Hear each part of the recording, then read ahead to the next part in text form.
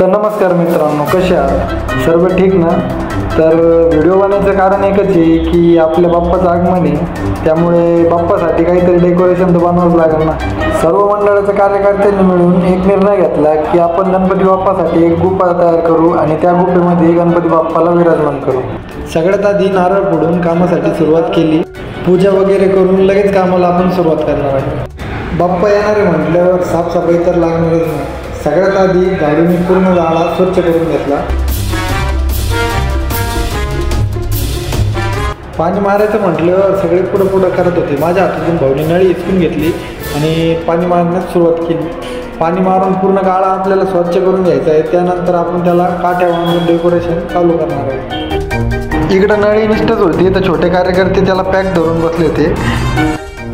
गाळा आता बऱ्यापैकी धुवून घेतला आहे आणि लगेच आपण काट्या बांधून डेकोरेशनसाठी सुरुवात करणार. छोटे कार्यकर्ते पाणी मारण्यासाठी नळीला वेळेची मागत होते, पण त्यांना कोणी नळीच नाही दिली. गाळा एकदम मस्त चकाचक झालेला आहे आणि स्वच्छता असली ना काम करायला पण मजाच येते.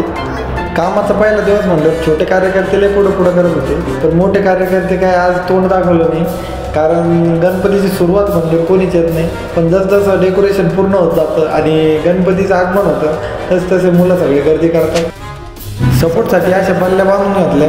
त्यानंतर त्याच्यावर आपल्याला कामटे बांधायचे आहे.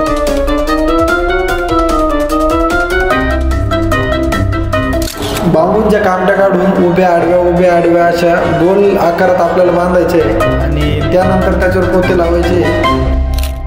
रात्री थोडंफार मंडळात काम करून सकाळी म्हटलं गणपती बाप्पाची मूर्ती बघायला जावं, तर सगळे कार्यकर्त्यांना गोळा केलं आणि मंडळाची मूर्ती बघण्यासाठी त्या कारखान्यामध्ये सगळे निघालो. आता आम्ही कारखान्यामध्ये आलो आणि मूर्ती बघितली. इथली मूर्ती काय आम्हाला पसंत नाही पडली. इथली एक मूर्ती आम्ही बुक केली आणि सरांना सांगितलं आहे मूर्तीचा कलर पूर्ण लाल करा, कारण आपलं डेकोरेशन गुफेचं आहे, त्यामुळे त्या गुफेला सूट होणारी मूर्ती आम्हाला बनवायची होती. मूर्ती बुक केली. नंतर सरांना पेमेंट दिलं आणि निघालो परत मंडळाकडे. गोल आकारात लावलेल्या काट्यांना पोते पूर्ण बाजून बांधून घेतले. तुम्ही बघू शकता की ज्या आकारात काट्या बांधल्या होत्या त्याच आकाराने पोते शिवत आहे. त्याच्यानंतर त्याच्यावर POPचा हात येणार आहे, मग कलर येणार आहे. तुम्ही व्हिडिओला कंटिन्यू ठेवा, तुम्हाला जसं होईल तसं पुढं दाखवत चालू.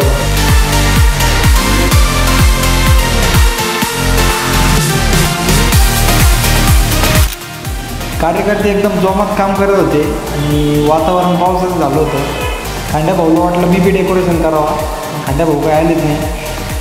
जसं डेकोरेशन पूर्ण होत चालतं तसं काम करायला इंटरेस्ट पण वाढत चालतं.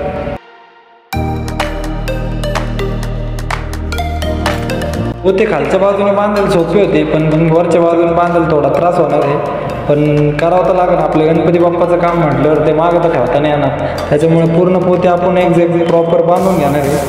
मग त्याच्यावर POP लावायचे आपल्याला.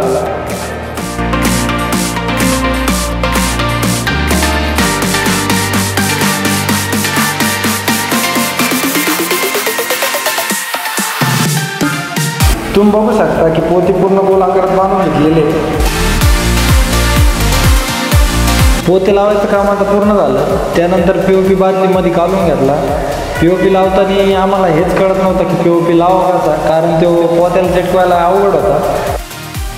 ओम शेठ आता विचारत पडले होते की POP काढवला आपण, आता POP लावायचा कसा. पण POP आता लावायला लागेल, कारण इतकं केलं एवढं करून तर मागात घेता येणार नाही. मग आम्ही थोडा करून सगळीकडे लावायला सुरुवात केली.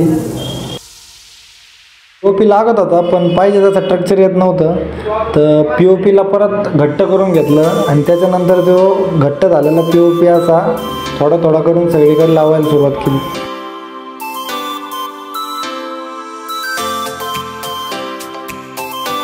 फायनली अख्खे कपडे भरून POP या पूर्ण पोत्यांना लावून घेतला आणि याला वाळून मग याच्यावर आपल्याला कलर द्यायचा आहे.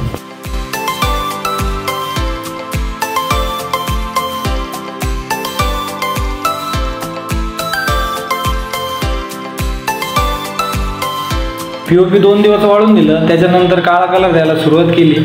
पहिले काळा कलर दिला, पण त्या काळा कलरची शेड एवढी खास वाटत नव्हती. त्यानंतर मग टर्पेंटरचा चॉकलेटी कलर त्याच्यात मिक्स करून मग तो कलर दिला. मग पाहिजे तशी शेड यायला सुरुवात झाली होती. रात्रीचे वाजले होते 12. तर सगळे कार्यकर्ते म्हणले की चहाचं नियोजन करा. तर मग तिथंच मंडळासमोर चूल मांडली आणि तिथंच चहा करायला सुरुवात केली. चहा होतच आला होता आणि कलर पण अर्धा झाला होता, अर्धा राहिला होता. कार्यकर्ते म्हणले की आज काही झालं तरी कलर फायनलच करायचा. त्यामुळे चहा घेऊन आम्ही परत कलर द्यायला सुरुवात केली. कलर आता पूर्ण मारून झालेला आहे. त्याच्यानंतर आता याच्यावर वडाच्या झाडाच्या पारंब्या लावायच्या आहे. वडाच्या झाडाच्या लांब लांब पारंब्या तोडून घेतल्या, आणलेल्या पारंब्या आता बांधून घेतल्या. त्याच्यानंतर त्या पारंब्यांना आपल्या हिशोबाने स्ट्रक्चर दिलं.